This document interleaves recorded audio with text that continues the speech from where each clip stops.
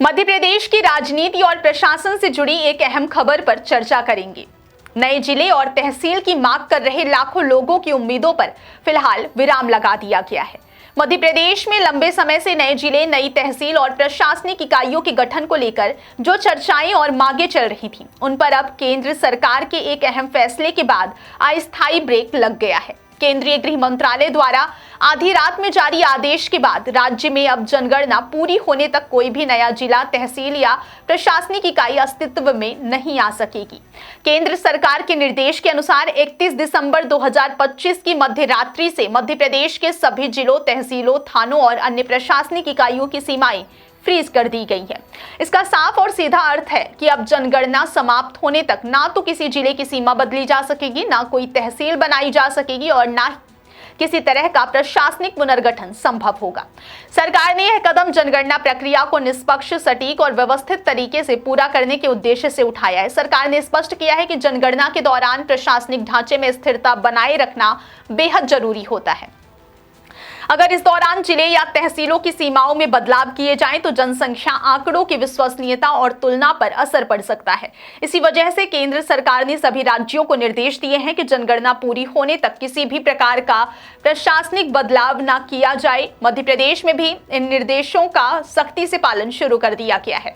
इस फैसले के बाद मध्य प्रदेश में वर्षों से उठ रही नई जिला और तहसील की मांगे फिलहाल ठंडी पड़ गई हैं। राज्य के कई इलाकों से लंबे समय से प्रशासनिक सुविधा के नाम पर नए जिले और तहसील बनाने की मांग उठती रही है। सांसदों, विधायकों और यहां तक कि मंत्रियों के स्तर पर भी लगातार दबाव बनाया जा रहा था। कई जगहों पर तो आंदोलन और ज्ञापन तक दिए गए हैं, लेकिन अब जनगणना के चलते इन सभी मांगों पर अस्थायी तौर पर पानी फिर गया। अगर उन इलाकों की बात करें जहां जिला और तहसील बनाने की सबसे ज्यादा जोर पकड़ रही थी, तो सूची काफी लंबी है। नर्मदापुरम संभाग में पिपरिया को जिला बनाए जाने की मांग लंबे समय से चल रही थी। स्थानीय जनप्रतिनिधियों और सामाजिक संगठन इसे लेकर लगातार सरकार पर दबाव बना रहे थे। वहीं बुंदेलखंड क्षेत्र में सागर संभाग के विस्तार को लेकर बीना को जिला बनाए जाने की मांग उठ रही थी। इस मांग को लेकर कई स्तरों पर चर्चाएं भी हुई थी। जबलपुर संभाग में डिंडोरी जिले के अंतर्गत आने वाले सिहोरा को तहसील का दर्जा देने की मांग भी काफी समय से की जा रही थी। स्थानीय लोगों का कहना था कि तहसील बनने से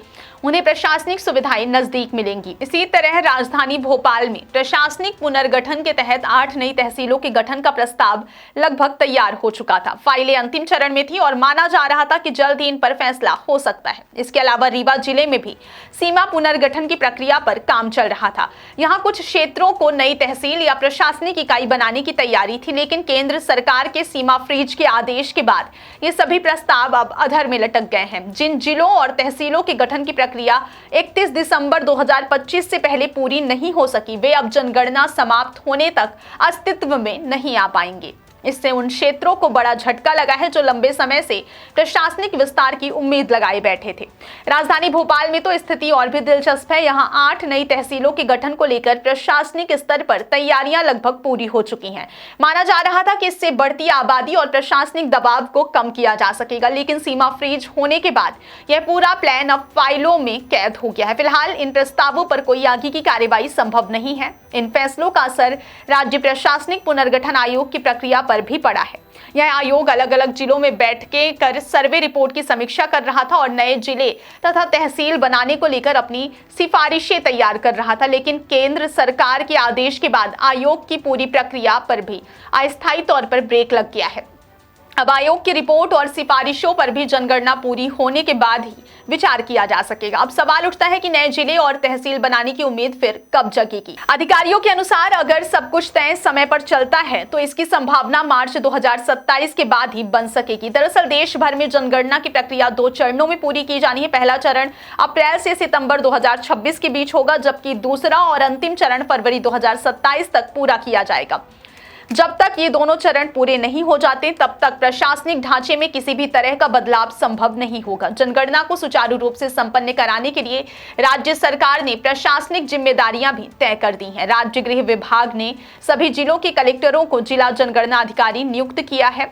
वहीं संभाग स्तर पर यह जिम्मेदारी संभागायुक्तों को सौंपी गई है। इसका उद्देश्य यह है कि जनगणना प्रक्रिया में किसी भी तरह की बाधा न आए और आंकड़े पूरी पारदर्शिता के साथ जुटाए जा सकें। इस पूरे मामले पर भोपाल कलेक्टर कौशलेंद्र विक्रम सिंह ने भी पुष्टि की है।